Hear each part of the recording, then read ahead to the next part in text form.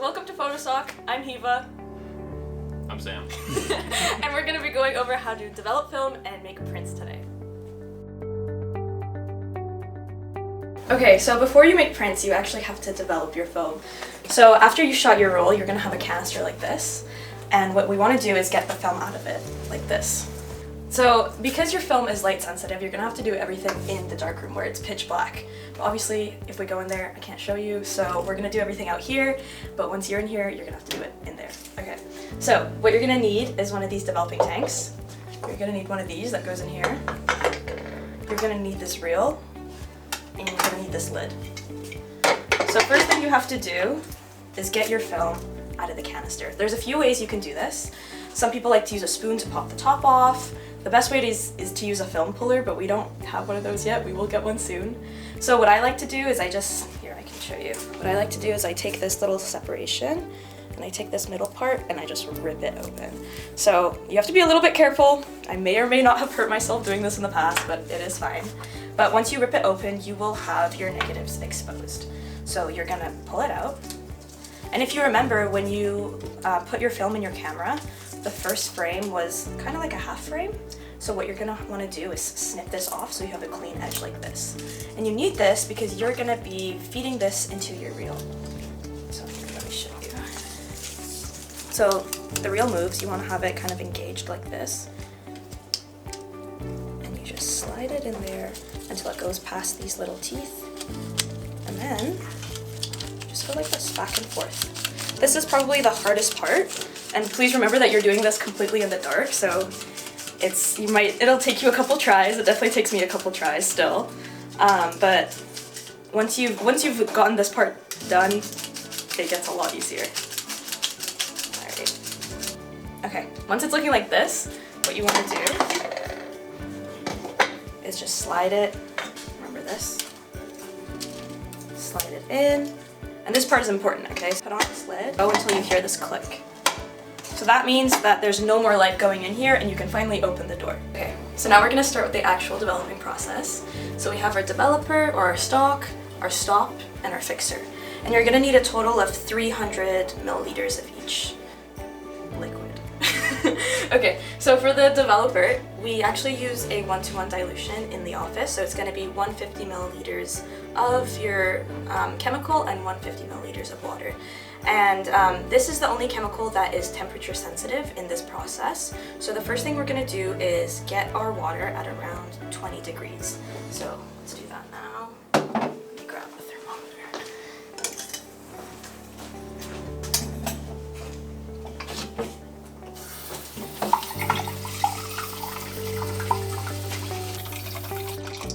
The good thing with black and white developing is you don't have to be like extremely precise, but I'd say it's okay if you're maybe 2 degrees over or under. So this is about 19, so that's pretty good. So we're gonna pour it out until we have 150.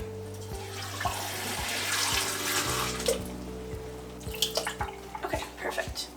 And then we're gonna top it off with another 150 milliliters of developer. Okay, great. So now that that's prepped, there's one step we have to do before we actually pour it in there. And that's to go to a website called MassDevChart. So this website will tell you how long you're actually going to need to develop for. You're going to choose your film stock here. So this one is FP4. And the developer we're using in the office currently is ID11, but I don't know when you're watching this video, so it's a good thing to check with the coordinator before. Okay. So then you just search, and it gives you a lot of different options. So we are developing 35 millimeter film. It is 400 ISO, and remember I said our dilution of our stock is 1-to-1. All right, so as you can see, the film is FP4, developer is ID11, dilution is 1-to-1, and our ISO is 400. So it's saying for 35 millimeter film, we need to develop for 18 minutes. So let's get started. So you're gonna wanna pull out a timer. Easiest way is obviously on your phone. And as you pour in this chemical, you're gonna press start. So, great. Pop on the lid, and what you're gonna want to do is agitate for the first 10 seconds 4 times. So you're gonna pace yourself. There's 2. There's 4.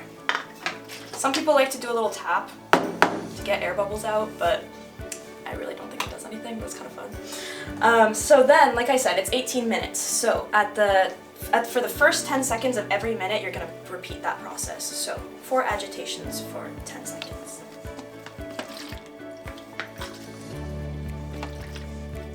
So our next chemical is stop, and we need 300 milliliters of this, not diluted. So the stop only needs 30 seconds, so we're gonna start the timer again, pour it in, and agitate one more time. So 10 seconds, 4 agitations.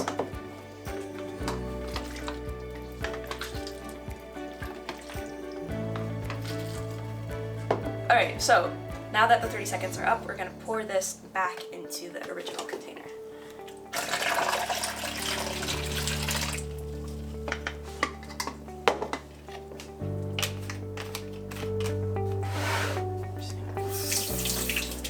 Our last chemical is our fixer. So again, we're going to need 300 mils. It's a good idea to rinse everything in between stuff as well, just as a note.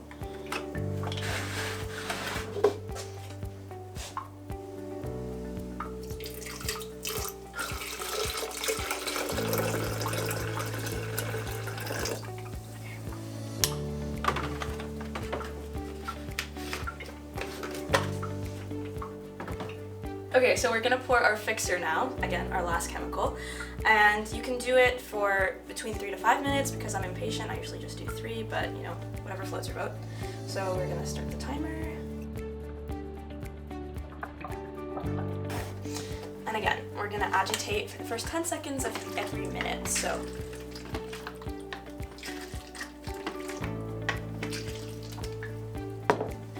Alright, so we pour it back into its original container. And it is time to rinse. So we're gonna come back to the sink, just open up both taps. So there is one step, and it's a little bit extra, you don't technically have to do it, but this is basically soap for your film. It's called photo flow. So you just open it up. We have pipettes right here, and you take just a couple drops. Come back here. And while the water is flowing, you just put this in here, squeeze it out, and it'll start to foam up. There's no real amount of how long it has to rinse, just whatever makes your heart happy. I like to go for maybe 20 seconds, and all you have to do is just dump it out.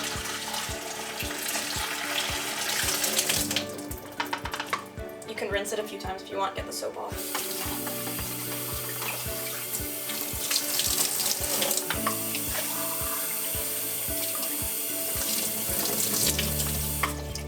And you're done. So you can pop this open. Take this out. And you have your negatives. So this was actually pre-developed before we put it in there, so there's not much going on. But once you're done, you'll have something that kind of looks like this. So since the negatives are wet, you're gonna have to leave them to dry before you're able to scan them. So we just have this little closet here, and just hang it up.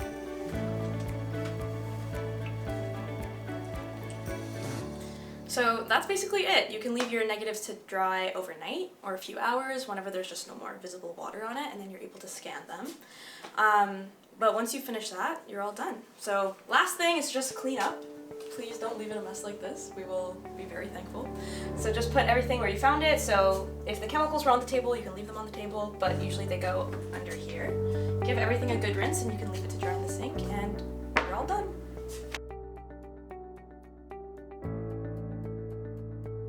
Okay, this is the Enlarger.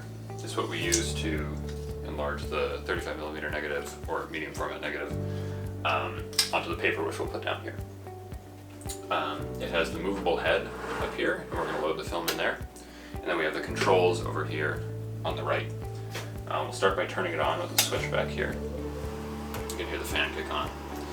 And we leave that on there, and then this is the timer. We'll flip the switch to on, which will let us control the light. And then we'll start loading our film into the holder. So we're going to take our 35mm strip, and open up the holder here. You'll see one side has these silver pegs sticking out, and we're just going to take the negative strip and we'll center it in between the pegs. In this case, we're going to print this last frame here, so we'll put that over the opening, and then we'll close this, fold it down, and the negative will be held in between the two plates. We're going to take this, and on the right, we're going to lift the lever up, and then I'll put it in. So this space is expanded. We're going to take the negative holder, slide it in, and now on the control box over here, we'll switch it to focus, and then we'll turn the light on. You can't see it because the lights are on now, but the image is actually being projected here. We'll move this around to center it, and then we'll close that now.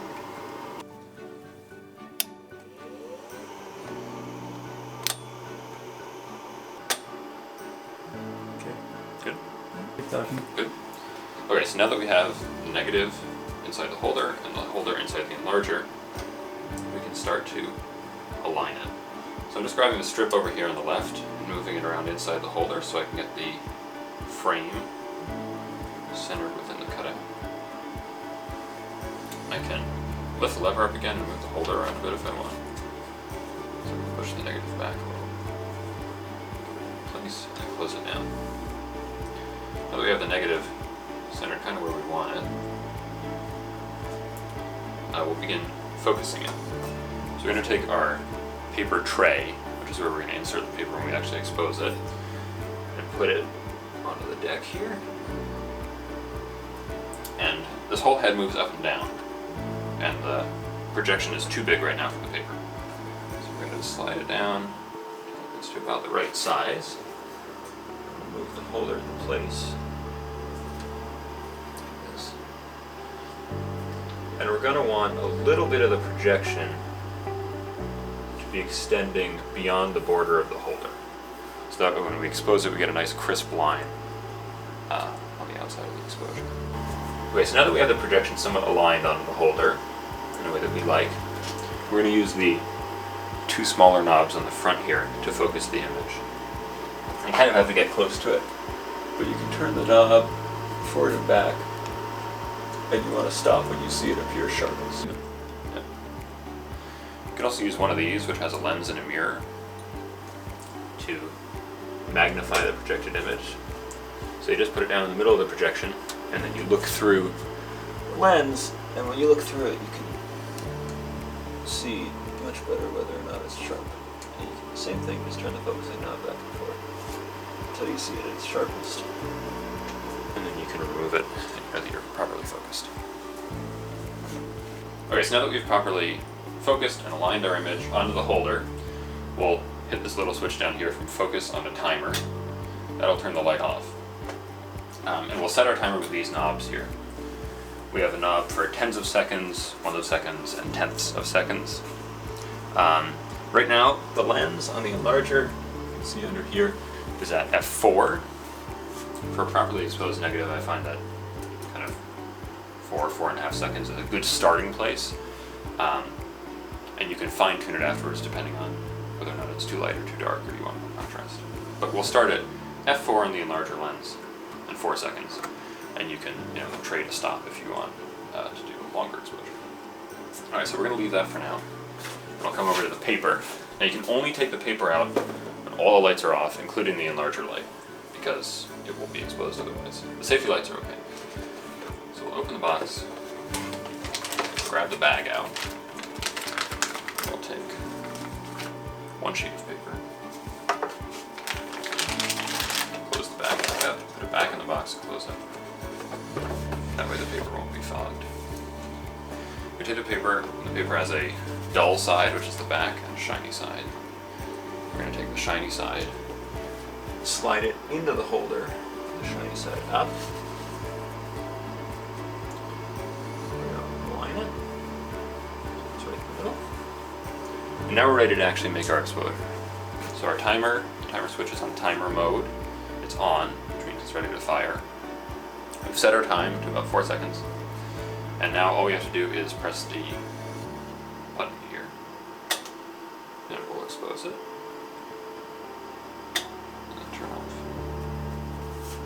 And that's it.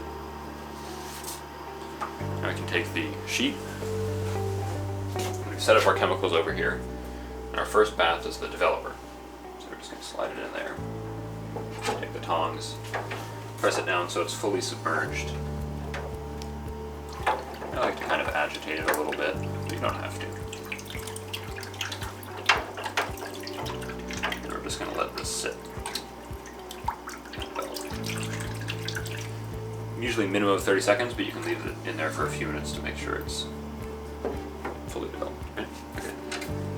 So after we've left it in the developer for a minute or two and we see it stop changing, pick it up with a tongue, shake it off a little bit, and then we'll throw it into the stop bath.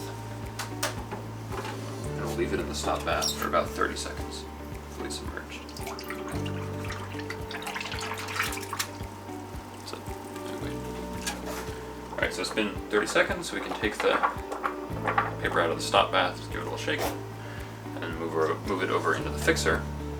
And with the fixing tongs, submerge it, and we'll leave it in there for 3 to 5 minutes to ensure it's fully fixed.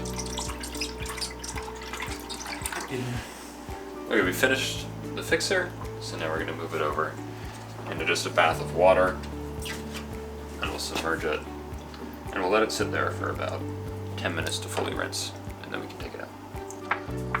Okay, so we finished rinsing it, and I've made sure that everything is away before we turn the light on to look at it. But now we can look at the photo afterwards and see if we like how it came out. I think that this was pretty good, pretty well exposed. I like the contrast on it. So I'm pretty happy with this print and the exposure time. If you find that the print is a little bit too light, I did this one earlier. If you compare, you can see that the trees are a lot brighter here, the lake surface is a lot brighter here. I didn't really love the way that this print turned out here on the right. So if I found that it was too bright, I would go back to the Enlarger. I'd leave everything the same, but I could do a few things. I could take the lens up a stop, so go from like f5.6 to f4, and then I'd be doubling the exposure. Maybe I don't want to do it that much. So I could also, on the timer, change the time. If I wanted to double it, I could go from 4 seconds to 8 seconds. If I wanted to just make it a little bit brighter, I could go from 4 seconds to 6 seconds. And develop that, see how I like it. And over time, over the course of a few prints, you can kind of dial in the exposure that you want. Okay, after we finish rinsing the prints, if you want, you can click on a little clothesline here and hang them up to dry. And then when you finish dripping, finish drying, you can take them off. Okay, if you find that the images, aside from exposure, are either too contrasty or not contrasty enough, you can use the multi-grade filters, which we have a set of here, with the multi-grade paper, which we use to change the contrast of the image. The way that this works is I happen to pick a 3 here, which is kind of in the middle. Go over to the Enlarger, and you can slide the contrast filter in between the holder and the light, and then you slide that back in.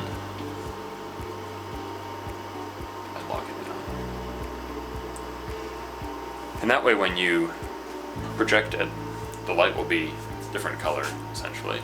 And the multi-grade papers will respond to that in a different way.